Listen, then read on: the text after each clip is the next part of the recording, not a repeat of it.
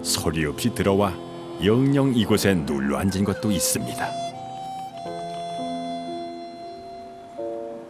이 길은 내가 정원을 가꾸면서 전혀 예상치 않은 길이에요. 뭐냐면은 이제 길이 풀들이 나니까 이제 예초기로 키 높은 풀들만 계속 잘라줬거든요. 그랬더니 여기가 약간 그늘이 좀 지면서 약간 습해요. 그러니까 어느 날 몇 년 전부터서 이 질경이들이 하나 둘씩 퍼지더니 지들이 쫙 깔려 가는 거예요. 하얀 솜털처럼 연약하지만 거침없이 피어나는 강한 생명력. 민들레도 그렇게 한 식구가 됐습니다. 인위적인 모습은 거의 찾아볼 수 없습니다. 자연이 원하는 대로. 축설원은 바로 그런 곳입니다.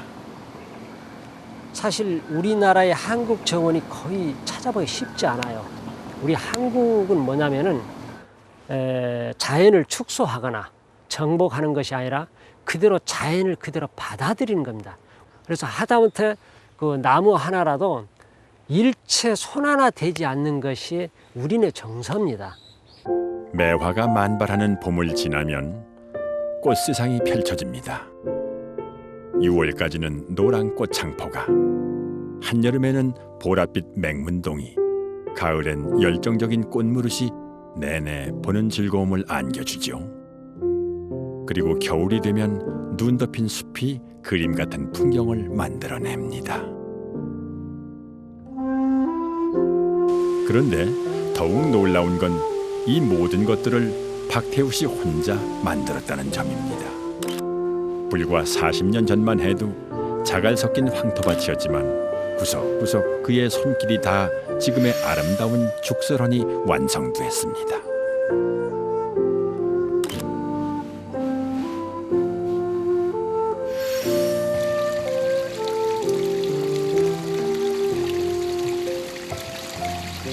그는 가정 형편이 어려워 수업료가 공짜인 원예고등학교에 진학하게 됐는데요. 그때부터 나무와의 질긴 인연이 시작됐습니다. 그러니까 고등학교 그때는 그냥 나무가 좋아서 심었었죠. 그랬는데 이제 세월이 이렇게 흐르다 보니까 벌써 40년의 세월이 흐르다 보니까 굉장히 울창해진 거죠.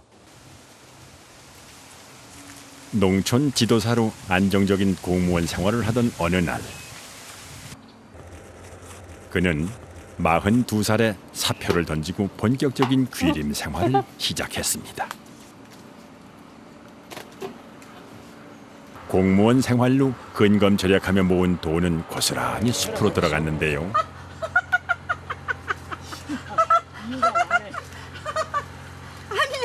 돈 되는 배농사 대신 왜 나무를 심냐는 주위의 핀잔도 적잖이 들었습니다. 큰 즐거움이에요. 당시 아내의 심정이 궁금합니다. 반대를 안 했죠. 반대를 할 수도 없었고 이제 그때만 해도 자기가 굉장히 의지가 강하더라고요. 그래서 그냥 하고 싶은 대로 해라 그랬어요. 근데 제가 말린다고 될 일도 아니고. 한마디로 결론은 미쳤죠. 나무에 대한 미친 사람이에요.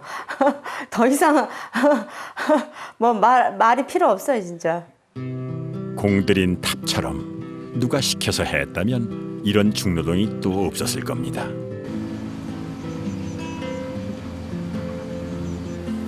진흙으로 된 논밭을 깊게 파들어가자 자연스럽게 습지 연못이 탄생했습니다.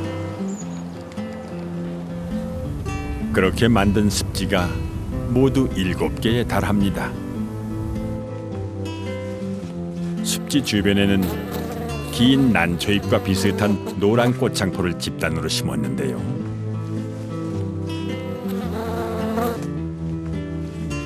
이른 봄부터 늦가을까지 쭉쭉 뻗은 시원함을 안겨주는 노란 꽃창포는 잔뿌리가 많아서 정화 능력도 아주 뛰어납니다.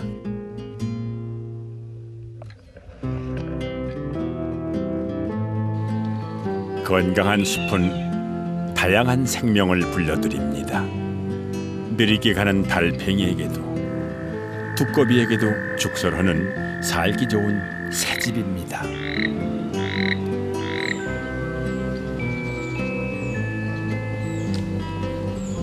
새로운 생명의 탄생 역시 이곳에서 늘 볼 수 있는 광경이죠. 알을 낳은 지 열흘이 지났습니다. 새끼들은 과연 무사히 태어났을까요? 아, 5마리 모두 무사하군요. 카메라를 보고 먹이를 달라네요. 얼른 피해줘야겠죠. 잠시 후 새끼들이 그렇게 기다리던 어미새가 먹이를 물고 돌아옵니다. 붉은 머리 오목눈이라 불리는 뱁새인데요. 이곳에서 오래오래 행복하길 바랍니다. 하찮게 여겨 버려진 것도 이곳에선 새 생명을 얻습니다. 낡고 빛바랜 기왓장은 기왓담으로 다시 태어났습니다. 옛날에 장인이 두들겨서 다 만든 것들이거든요. 진짜로 한자 한자에 저는 보물이라고 생각해요. 깨진 기왓장도 그에겐 너무 귀한 것들이었죠.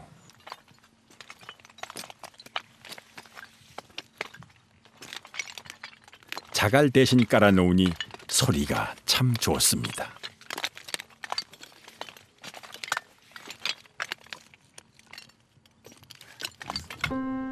아기자기한 정원 한가운데 멋스러운 숲속의 집이 나옵니다. 개호두나무와 송악 같은 넝풀식물이 무성한데요. 한여름 시원한 그늘막이 되어줍니다.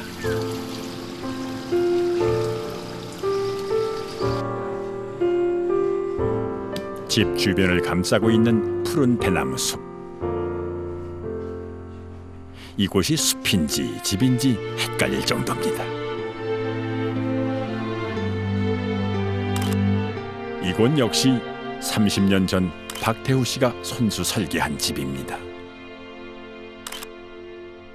그 당시는 제가 건축사한테 설계비를 주거나 이렇게 할 수 있는 상황이 아니었었죠. 제가 그 당시에 굉장히 어려웠기 때문에 돈이 없는 상태에서 집은 지어야 되겠고, 그러니까 사실 설계도 그래서 돈을 아끼기 위해서 내가 가장 첫 번째는 돈을 아끼기 위해서 내가 설계를 했고, 그리고 두 번째는 내가 사는 집은 직접 내가 설계를 좀 해야 되겠다. 그 당시 단돈 700만 원을 들여 만든 집인데요. 집안에 숲을 들여놓은 듯 대나무의 서늘함이 그대로 방 안에 들어오는 듯합니다. 늘 나무만 생각하다 보니 자연을 그리는 화가의 길을 걷게 되었습니다. 사람들이 어디서 돈이 나와서 이렇게 만들었느냐 이제 그렇게 생각하실 수가 있는데, 제가 전에 공무원 생활을 했잖아요. 그러니까 여유는 없었지만은 주변에 땅이 나오면은 당연히 은행에 담보 제출하고 지금 사서 왔기 때문에 저도 사실 한 발 비껴나면 부도나죠. 예, 그런 상황입니다. 한 달 생활비는 공무원 연금으로 나오는 150만 원 정도. 그것도 대부분 공과금으로 나가는 것들입니다.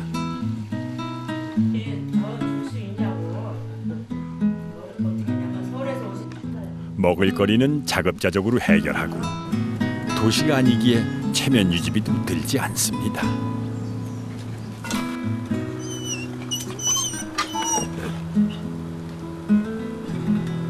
숲에 사는 불편함은 없어요.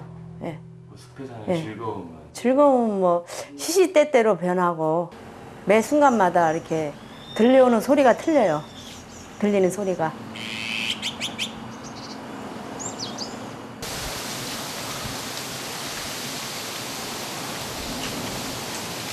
숲속에서는 빠르게 걸을 일이 없습니다. 아니 몇 개 앞으로 더 따요? 이렇게 잘라가지고 이 나무는 죽었대 여보? 그러니까 이것이 그늘지니까 벚나무가 산꽃이잖아. 그늘지니까 대나무에 죽은 것 같아. 자연스럽게 죽어서 가지 떨어지니까 상관없지 뭐. 저쪽으로는 나무 언제 보아도 죽어서 질리지 더 않고 이상 볼 제대로 때마다 못 그리운 나무가 숲. 쳐지지 않다고. 아유 대나무가 다 잡아먹어 이제. 괜찮아. 아유 좀. 지금 많은 사람들이 여기를 와서 아 여기서 무슨 뭐 찻집을 해도 되겠다, 음식점을 해도 되겠다 이제 그런 얘기들을 해요.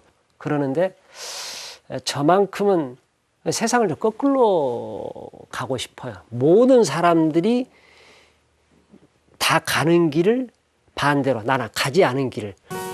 40년 전 나무 한 그루를 심었을 때처럼 그는 그저 이 숲길이 되고 싶습니다.